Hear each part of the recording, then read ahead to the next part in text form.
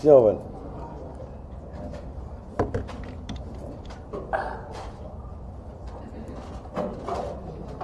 Hamjambo.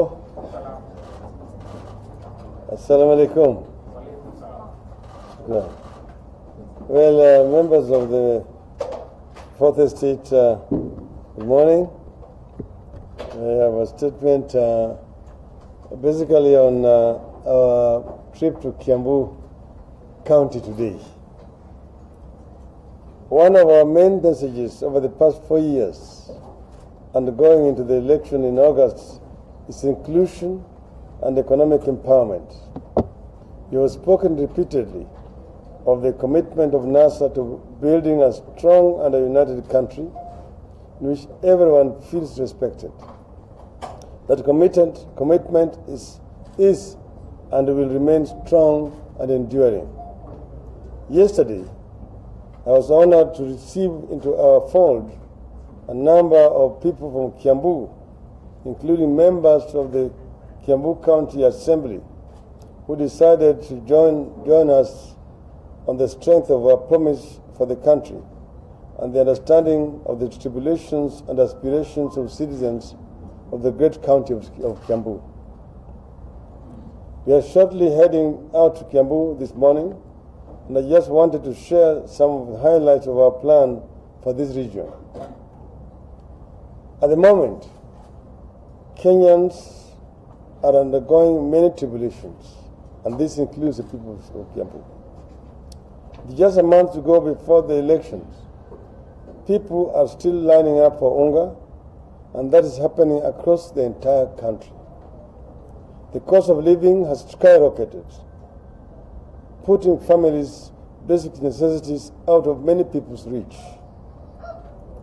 Kiambu County remains a good place from which to see the potential, promise, resilience, and frustrations of our people and what can be achieved if the government gets its priorities right and rolls out people-centered socio-economic policies. Kiambu has always produced a lot of milk. I am very pleased to say that even as the cartels have taken over so much of agricultural pricing, one institution in the milk industry is still standing strong, and that is the Githunguri Dairies Cooperative Society. Githunguri Dairies has defied all odds in the market and has continued to serve members faithfully and diligently, thus allowing many families in Kiambu to take their children to school and provide jobs for residents. Despite the best efforts of the cooperative, its earnings to the farmers have stagnated while farm inputs have gone up and consumer prices risen sharply. This is something we have to confront. Everywhere across the world, farmers are never left to struggle on their own. Our commitment is to ensure quality and affordable farm inputs, seeds and fertilizers are available closer to the farmers. Cooperatives in particular have played a great role in uplifting their members to their lives and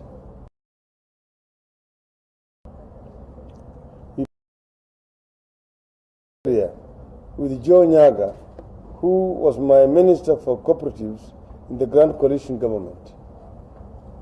In our manifesto, we have promised to establish a cooperative enterprise development fund to promote agro-processing jointly with farmers, organized under cooperatives.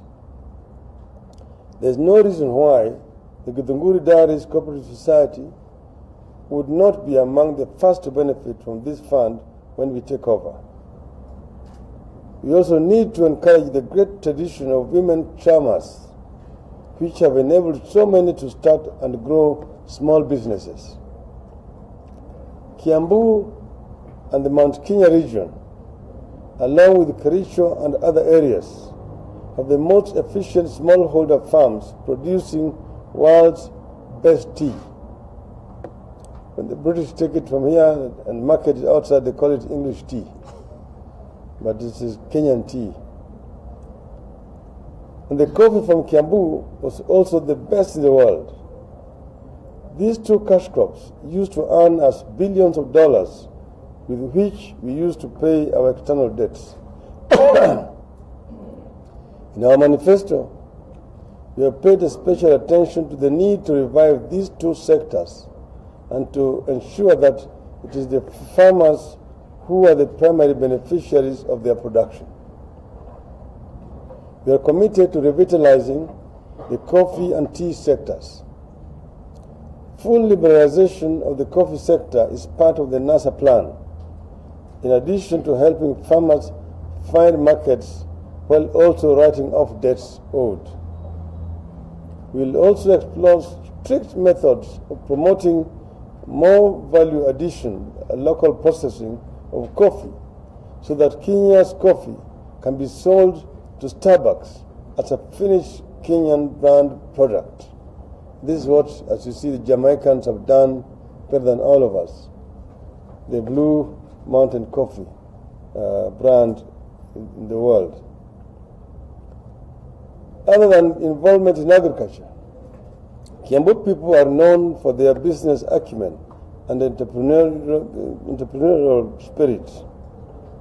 We harness this potential. We want to facilitate trade between our people by shift focus of infrastructural development to county and rural roads, which have been neglected over the last 4 years. We also intend to implement a mass transit project interconnecting all counties. Traders from Kiambu should be able to reach Kisumu and Kisii markets in the morning and return to Kiambu in the evening if they so feel like. We will devote our fullest attention to eradicating the cancer of corruption that is destroying the fabric of our society. One reason the cost of unga and so many essential commodities is so high is because of what now has become an unprecedented corruption under the Jubilee government. Corruption is also making it very difficult for people to engage in businesses. Toa kitu kidogo, toa kitu kikubwa, toa kila kitu. All TKK. Our war on corruption is a war for a better Kenya. Another area that we have highlighted in our manifesto is the need to improve security, which I know is one of the greatest concerns in the Kiambu County because of its proximity to Nairobi. Our approach in NASA does not merely entail building police stations and deploying officers in communities, but addressing the development gaps that leave so many people despondent and lead them to crime and drunkenness. So it is not just enough to go and destroy those drinking dens and leave people despondent. You need to address the cause, not the symptoms. As a president, I will ensure that every Kenyan is safe in whichever part of Kenya they live. In all these efforts, our greatest focus will be our youth. They constitute the majority of our population and they have immense energy, which we must tap in order to take our nation forward. The reality, however, is that the youth face hardships that are unprecedented. There's a very few jobs that are open for the hundreds of thousands who leave school every year, and the youth unemployment rate is nearly 40%. That is why they fall back on illicit brews and criminal gangs, not only in Kiambu, but across the nation. In the end, all these efforts will come to nothing if we do not pull together as one people building one nation. I remain extremely committed to building a nation in which any Kenyan can live, do business, and own property in any part of the country. That is why national unity is the first item in the NASA manifesto. We mean it. It has always been my dream to follow in the footsteps of the true nationalist Kenyans and have never felt that any one community is better than or inferior to the other. I hold strong convictions about inclusion, about integrity, about democracy, and about the need for a leader to pay the fullest attention to the needs of the ordinary Kenyans. We are a great people and a great country. In spite of poor leadership, we have managed to do so many wonderful things together, even as we have faced numerous disasters and challenges. The good pro-people leadership, which mobilizes the energy of our youth, our women, and of course our men, this country will become the envy of the rest of the continent. Kiambu County continues to be central, in fact indispensable to prosperity and progress of our country.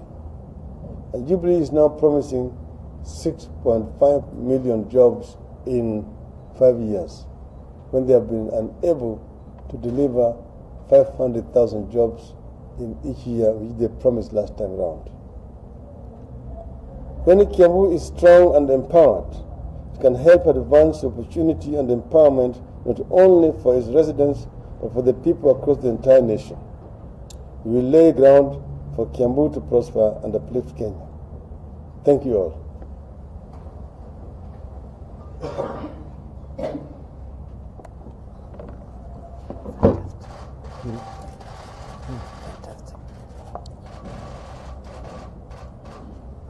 Yes, sorry.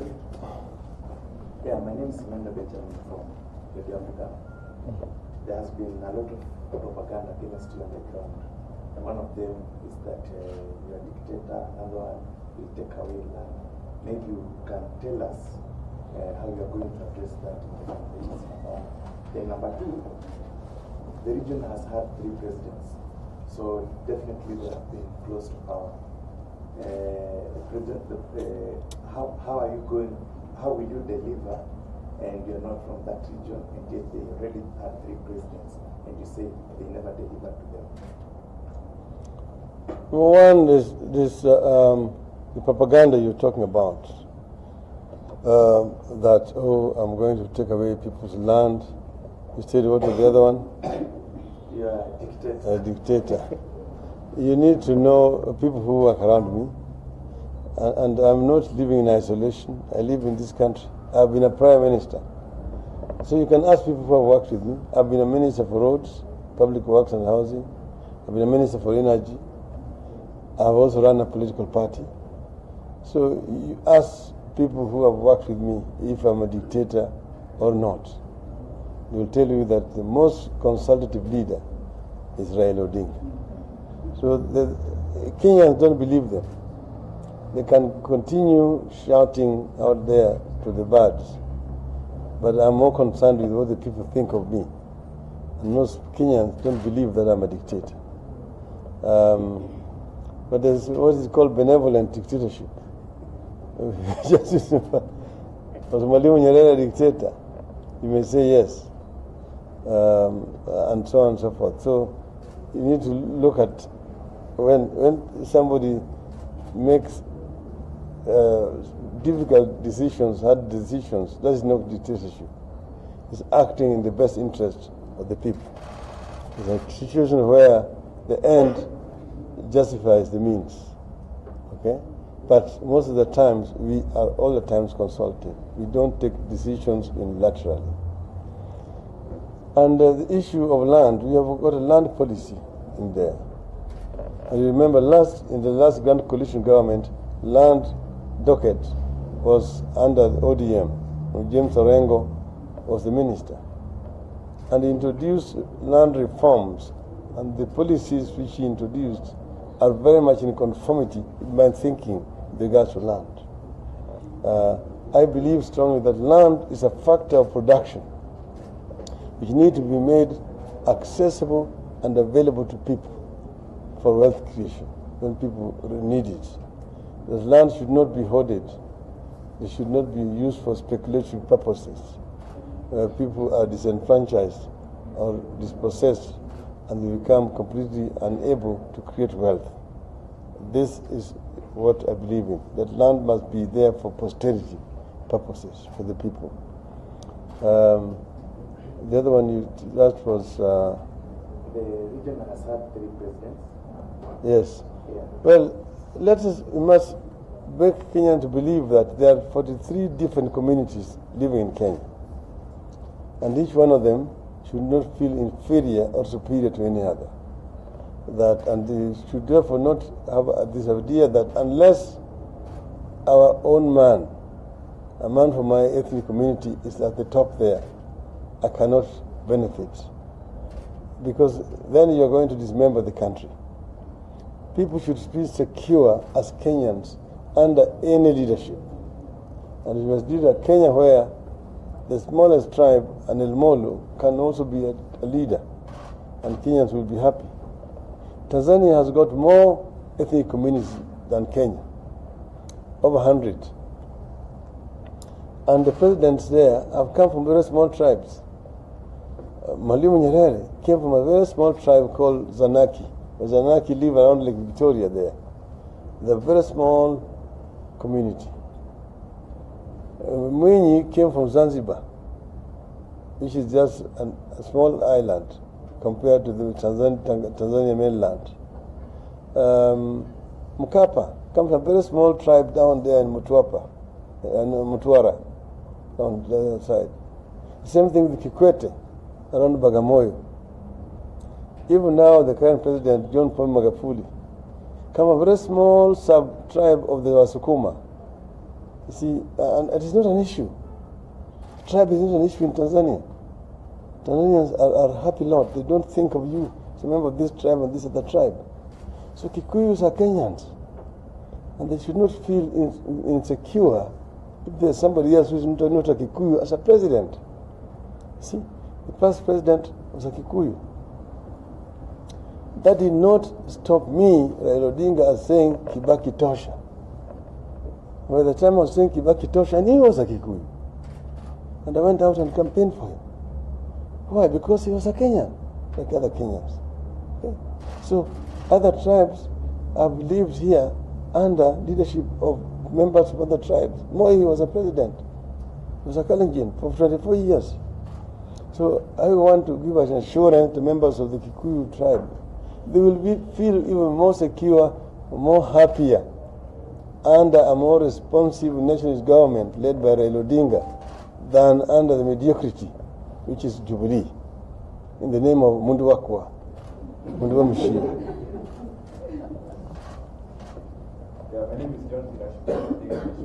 Now, you mentioned the mass transit system in the manifesto, and there is some confusion between cleaners and some of it coming from the Secretariat, from the advisors, about 2 manifestos within the NASA manifesto. Could you please clarify that? No. There are not 2 manifestos. First, we have the main manifesto document, which is a bigger booklet, which lays out our policy reforms on all the key sectors of our economy. Then there is a shorter, abridged version of it. And then there is an implementation point, action point document, which is simpler for people to understand, and it's explaining exactly what is in the main document. So there are no contradictions. Those documents speak to each other. Thank you so very much. My name is Enoch Sikolia from NT. Now, getting out of today's discussion a little bit, we're talking about, I'm asking my questions related to the IEBC register. You you're quoted saying that the IBC register is not yet clean.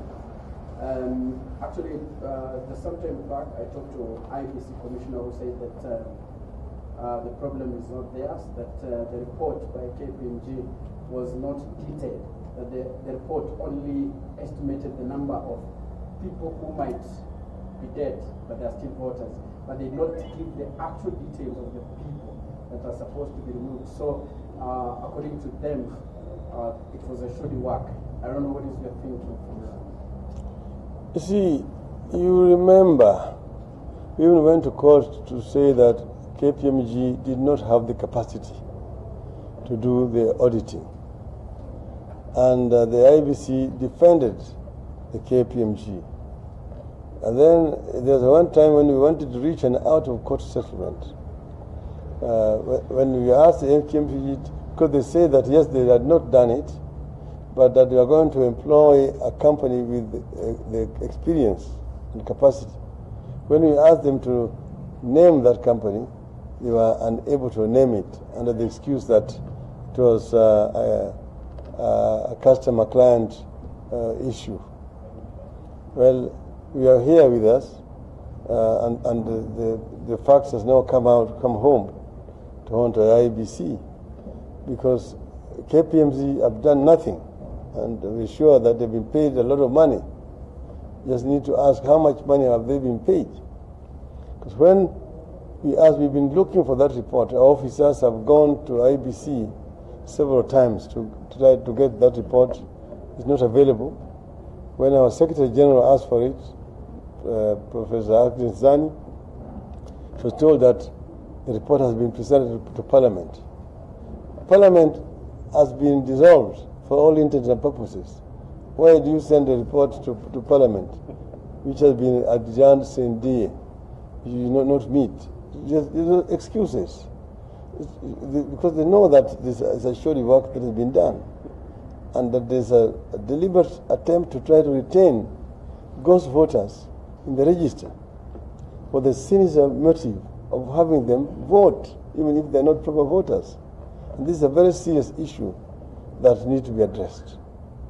And IBC is not addressing it. Mr. Odinga, 34 days to the general election. Is there an assurance that the elections will be held from your side, bearing in mind the issues that are coming up, especially on the voter register, the ballot paper printing issues? Is there an assurance that the general election will be conducted on August the 8th? And secondly, how does this tally with other programs that NASA has come up with, for example, at the polling station, extra vigilance to ensure that only people who turn up and are registered as voters will turn up? How do they tally with the issues that your team has raised on the authenticity of the voter register? Is it possible to do one with the exception of the other, or they must go hand in hand? First, let me say, put it on record here, that we as NASA are very committed to August 8th elections.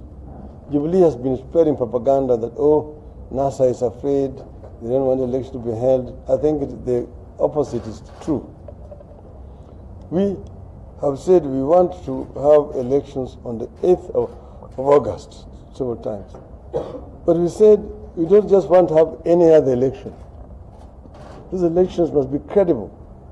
They must be free, fair, transparent.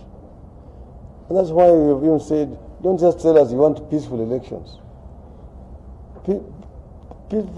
Peace follows free, fair, and transparency. That's the most important thing, which must be addressed. Are the elections going to be free, fair? Are they going to reflect the will of the people of Kenya? That's the most important issue which Jubilee must address. Instead of coming up with this jargon, NASA is afraid of elections and so on. Nobody's afraid of elections. But we want to have an electoral process which will reflect the will of the people of Kenya. So somebody can say, the people of Kenya have spoken. This is what we want. And that is what we are demanding from IBC. Because IBC must be a truly independent institution as stated in the Constitution. They should not be dictated from any circle. Remember, the outgoing commission had said that they have made arrangements which they don't want the incoming commission to disturb. And you can see them here. This Al-Guraj thing was a work of the outgoing commission. And that's why we are stuck with it. Even if the court had ruled that this tender was illegal, the IBC should begin the process afresh, they still are stuck with the Al-Guraj up to now. Ask yourself why. There must be something truly sinister about this. And then the issue of auditing, why should auditing become a major issue? Then you see some staff being suspended, supposedly for ABCD, and then they are reinstated again without explaining why were they suspended in the first place. What has the investigation revealed? Why are they being reinstated? Some external hand is directing issues at the IBC that is interfering with the independence of the IBC. And this is an issue of serious concern to us as players. That if you have a referee who is already wearing the uniform of the team you're playing against, you're in serious trouble. Maybe as a follow-up question to that, the printing of ballot papers is underway from 27 or thereabout, and the ones that are not yet printed are for the presidential vote. Is it how do you deal with the situation? Is it a proposal that another company is awarded the tender of printing the presidential ballot paper? How do you go about it? Cancel the entire thing or look for another firm to print the ballot papers for the presidency? See, that matter is in court. We're expecting a ruling on Friday. I don't want to say anything that will be prejudicial to the case that is in the courts. So I'd rather wait until that time. My name is Dr. You have a meeting on Friday. Information that you asked, especially the youth will be coming to that meeting to dress in a certain way, in a particular way, from certain dress code. And we know 7/7 is synonymous with the struggle for liberation, so-called second liberation. What specifically is the message in terms of this dress code that you ask the supporters to observe on that day? No, we've asked the youth to come dressed in normal dresses. Just said wear white cap and a white handkerchief as a sign of peace, the symbol of peace. Because as you know, Sabasaba is a very important day in our liberation calendar, this country. Remember, for a long time we had a single party dictatorship. And when we came up to say that the time had come for Kenyans to go multi-party, because we were condemned for being diversionary, some are called ethnic chauvinists, and so on.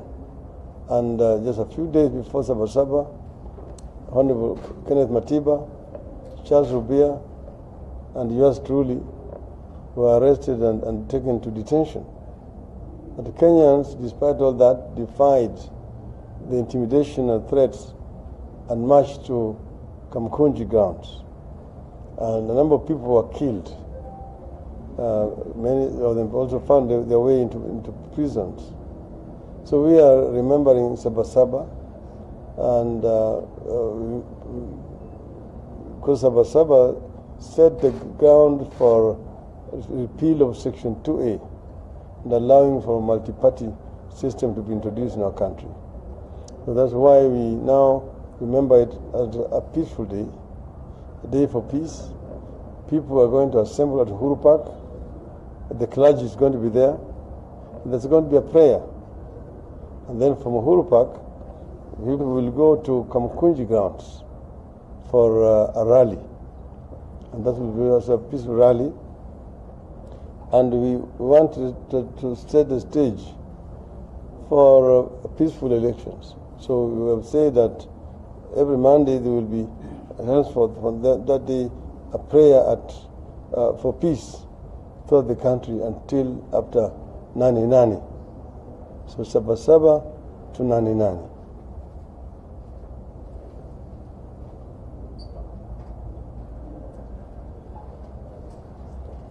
Ningependa kusema ati Sabasaba yani itakuwa siku ya Ijumaa.